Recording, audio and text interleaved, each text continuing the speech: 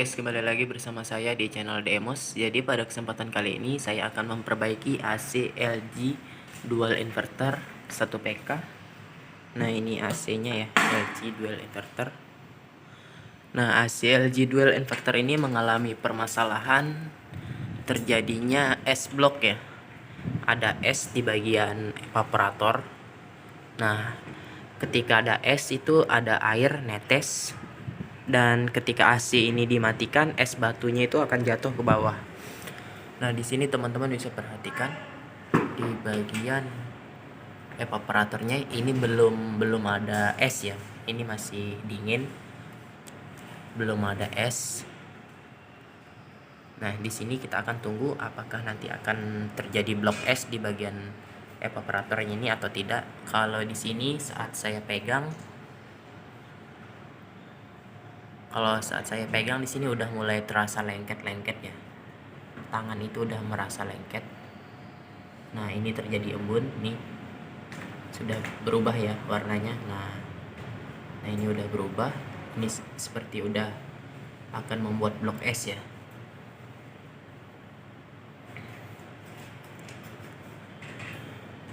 Oke, di sini berubah. Ini kalau teman-teman pegang ini lengket ya. Nah, ketika ada air di sini nanti dia akan beku ya. Akan ikut beku jadi es. Kemudian dia akan netes-netes. Oke, jadi sekarang saya akan mencoba untuk melakukan pengecekan menggunakan aplikasi Smart Diagnosis ya. Nah, di sini kita akan melakukan pengecekan dengan kode 57 dan 58. Di mana pada kode 57 itu untuk mengetahui permasalahan saat ini dan kode 58 itu mengetahui permasalahan sebelum terjadinya error pada AC ini. Oke, coba dicek kan.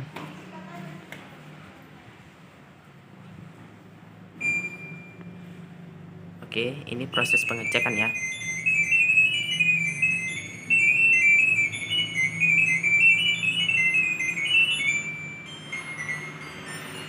Oke, ini kita menggunakan kode 57 ya. Dan pada hasilnya di sini teman-teman bisa perhatikan nih. Suhunya 26, medal pipa 23, nggak dingin ya. Kemudian di sini HZ-nya 50, kompresornya bagus, kompresor discharge-nya.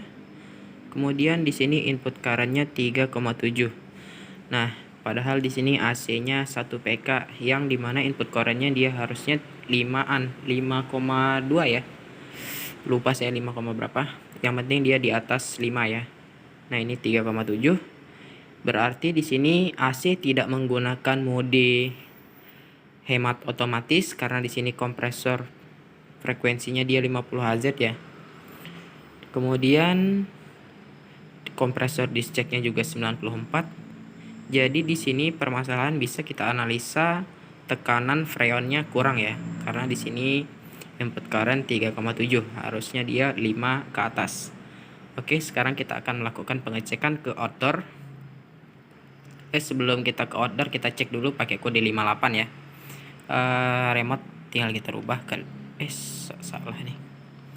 Ke 58. Lewat. 58. Oke. Di aplikasi kita klik OK dulu, kemudian di sini kita pencet receiver, arahkan HP-nya ke AC dan di sini kita tekan tombol power ya.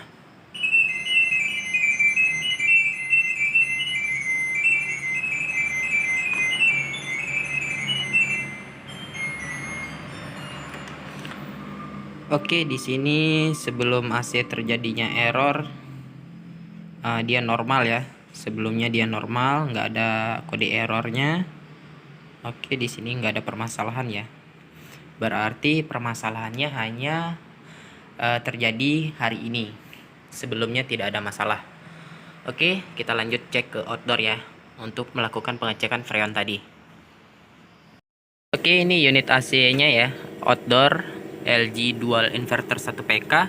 Nah, di sini ada arus normalnya 5,2 ampere untuk input current-nya dan maksimalnya 5,9.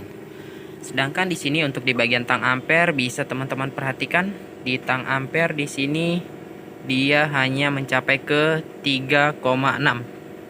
Dan untuk tekanan freonnya dia tidak mencapai ke 100, ini kisaran 80-an ya, 80 PSI. Nah, jadi di sini permasalahannya itu freonnya kurang ya. Nah, kenapa kita bisa analisa freon kurang? Karena dari aplikasi Smart Diagnosis dia tidak menggunakan mode watt control, dan di sini kita cek input currentnya dari aplikasi juga tidak mencapai ke 5,2, di tang ampere juga tidak mencapai, kemudian manifold juga tidak mencapai ke 135 atau 150. Jadi di sini permasalahan fix freonnya kurang. Nah, di sini teman-teman perlu mencari permasalahan kenapa freon bisa kurang. Freon bisa kurang bisa disebabkan karena adanya kebocoran. Nah, kebocoran itu teman-teman harus cari tahu dulu di mana posisi kebocorannya. Jika sudah ketemu posisi kebocorannya, baru diperbaiki dan diisi ulang freon atau ditambah. Kalau ditambah sih kurang bagus, bagusnya itu diganti ya, isi ulang. Jangan lupa pastikan kita menggunakan vakum saat melakukan pengisian freon. Di vakum dulu maksudnya ya. Nah, di sini saya akan mencari kebocorannya terlebih dahulu. Kita skip dulu videonya, nanti langsung ke poinnya saja. Oke, jadi di sini permasalahan sudah saya temui, sangat gampang sekali menemukan permasalahannya. Nah, permasalahannya hanya ada di bagian sini. Nah, ini teman-teman bisa perhatikan di situ ada buih-buih ya. Nah, ini buih-buih freon, berarti di sini masalahnya ada kebocoran di bagian seal dalamnya ini. Nah, jadi untuk mengatasi permasalahan seperti ini ada 3 cara. Yang pertama, teman-teman bisa menggunakan cairan ultra ekstrim. Itu untuk menambal kebocoran yang kecil-kecil seperti ini, itu bisa kita gunakan. Cuman harganya itu kurang lebih 500 ribuan ya, belum ongkos pasangnya. Kemudian yang cara kedua, teman-teman bisa tambahkan o-ring. Di sini teman-teman kasih o-ring ya, seperti tutorial yang sebelumnya. Nah, di bagian ini bautnya ini teman-teman kasih o-ring dalam. Bila perlu dikasih lem juga, di sini lem karet ya, silikon untuk pak TBA itu, ngelem pak mobil itu dikasih silikon di sini baru dipasang. Kemudian cara ketiga, teman-teman bisa mengganti bagian ini. Cuman kalau mengganti ini itu kerjaannya lumayan ribet, lama, dan ongkosnya pun akan mahal. Jadi simpelnya aja kita kasih o-ring saja. Oke, di sini saya akan mencari o-ringnya terlebih dahulu. Oke, jadi di sini kita tidak jadi menggunakan o-ring, kita menggunakan karet ya. Nah, ini karet dari karet ebek yang bermeter, yang per meter ya. Nah, ini kita udah potong bulat. Nah, baru nanti kita akan masukkan seperti ini. Kita masukkan dan kita akan pasang. Jadi di sini sudah saya pasang ya. Ini udah kita pasang untuk kedua-duanya, dan di sini freon sudah kita lakukan isi ulang. Nah, di sini keterangannya dia 5,0203 ya. Nah, di sini dia 5,2. Oke, jadi nggak masalah sih. Kita kasih 5 aja. Nah, di bagian manifold di sini gelap sekali ya. Oke, untuk tekanan di manifold dia 150 ya. Ini kurang jelas nih gambarnya. Nah, ini 150 kita kasih. Nah, sekarang akan kita cek ke bagian indoor ya, untuk mengetahui berapa input current di aplikasi Smart Diagnosisnya, apakah sesuai dengan tang ampere yang kita pasang di outdoor ini atau tidak. Oke, kita akan cek ke indoor.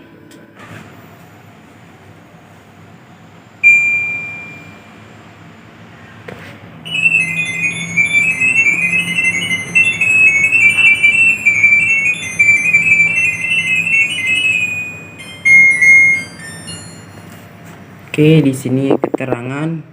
Nah, di sini medal pipa sudah berubah ya. Dia sudah mencapai ke 17 derajat. Ini baru hidup selama 17 menit ya. Suhunya masih ke 26. Medal pipa, kompresor dicek 47 derajat. Ini dingin nih kompresornya. Nah, di sini input currentnya 5,4. Oke, input currentnya normal 5,4, kompresornya AZ-nya 50. Berarti ini masih menggunakan mode normal ya. Dan di sini voltasenya normal. Oke, jadi di sini AC-nya sudah normal, tinggal kita tunggu hasil dinginnya saja. Oke, jadi seperti itu ya cara untuk memperbaiki AC yang ada blok S di bagian evaporatornya. Itu permasalahan di bagian freon ya. Tapi ingat, harus diperhatikan apa penyebab sehingga terjadinya freon itu kurang. Oke, terima kasih sudah menonton video ini. Salam sukses buat kita semua.